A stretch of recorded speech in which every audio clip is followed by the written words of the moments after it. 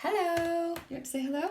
Hello. Hello. So we thought we'd have a little creative experiment and do some creative play and projects with air dry clay. And make some things with, what are these? Flowers. Flowers. And where did we get these flowers, Lydia? From the garden. From the garden. So you can use whatever you have in the garden or around if you go for a walk. I suppose we should say our names as well. What's your name? My name's Sophie. What's your name? My name is Lydia.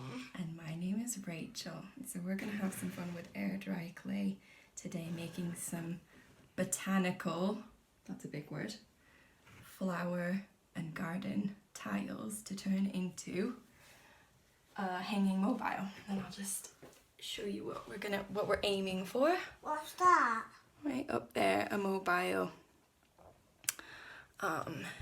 So we're making a start. And we've got rolling Yeah, we need to show what we've got. What do we need? We need rolling pins. We need air dry clay. Air dry clay. This is Hobbycraft, but you can get air dry clay from anywhere. And we've got our flowers ready, and we've got an egg carton and some loo rolls just for laying our pieces over for drying out, because they'll want to dry. And if you lay them over something with a funny shape, then they'll take a fun sort of shape while they're drying. So first we get a rolling pin. We've got our air dry clay, and we're going to just take some small wedges off. You don't want to start with anything too...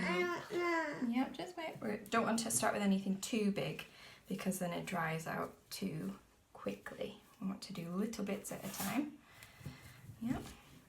There's Sophie. Can I pick it up? Yep, you can pick it up. Here's our bowl of dried up clay. Oh, that's not dry yet. It's sticky wet. We're going to roll it out Yeah, like... it is. I want to. I can roll it out. We're going to roll it out like pastry. So you roll it out like pastry. Like if you Would you like some? make like rolling out pastry dough, it's just like rolling out pastry dough, but rolling out air dried clay. That's right. So, Sophie, how old are you? I am 5. I am. How old are you, Lyd? 3. 3. So, we'll roll these out to about 2 millimeters thick. As we're rolling it out, every once in a while, we'll give it a lift, just so that it can carry on spreading out. Because if you keep it down for like a really long time, it will stick to the table. Yeah, and what are we rolling it out on? It's not the shiny smooth table. What have we got underneath? We've got a cloth. Our cloth. I want a flower. Okay, can I borrow yours, Sophie? Yeah. So once you've finished rolling, it should be about 2 millimeters thick, give or take. If it's thicker, it'll take longer to dry, but if it's too thin, then it gets a bit brittle.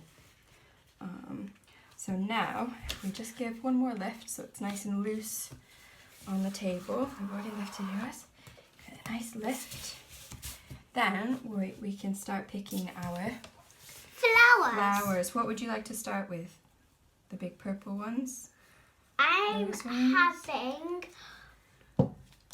this purple flower, so you can pick whichever flower you want.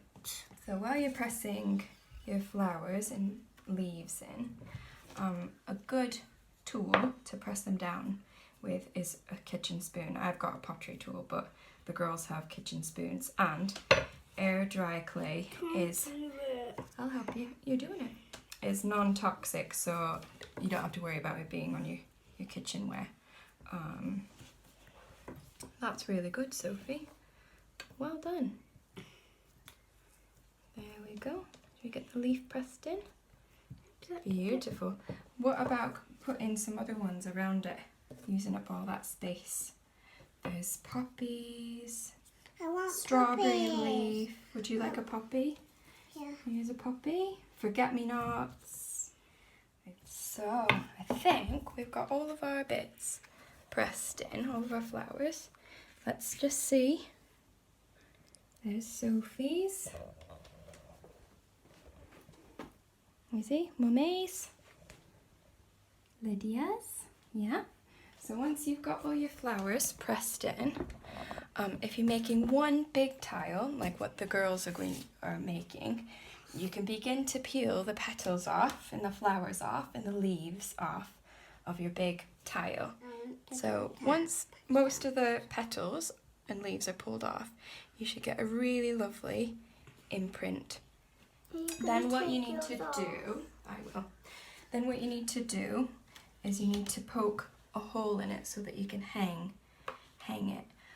Sophie's is a little bit soft, so I'm actually going to just wait for it to get a bit drier, and then I'm going to poke holes in it so that we can hang it up later. And likewise, Lydia's was a bit wet, so we're just going to lay it on some card so that it can dry out, and then we'll come back and poke holes in it. Also, just as a note, save your scraps, put them in a baggie with a little bit of water so there's moisture in the bag, and you can reuse these scraps that you haven't used in the project that you're working on, but you really have to fully seal it up, otherwise it will dry out. So if you're spending a little bit more time on this creative project than a 5-year-old and a 3-year-old would do, you can cut out your pieces with a knife or a knife sort of tool. It doesn't have to be very sharp. And also have some sort of pokey tool, like a knitting needle, something like that, to poke a hole into your piece to hang it up later. And then before you set it aside to dry, pull off what you've pressed in, and then you can drape it. I've got an egg carton. You can drape it just to give, if you are hanging it up like a mobile, it'll give the piece a bit of movement as it turns around. So yeah, so you can finish cutting out your pieces, or have, big pieces like this.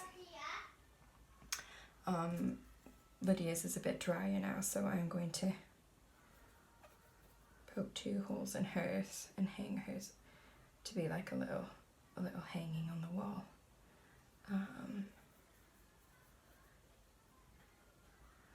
And then once they're fully dry, we'll be painting ours with watercolours, and the effect is really, really beautiful. If you can't get all the pieces picked out, it doesn't matter, they'll flick off once it's dry. I will carry on and we'll come back when they're fully dry.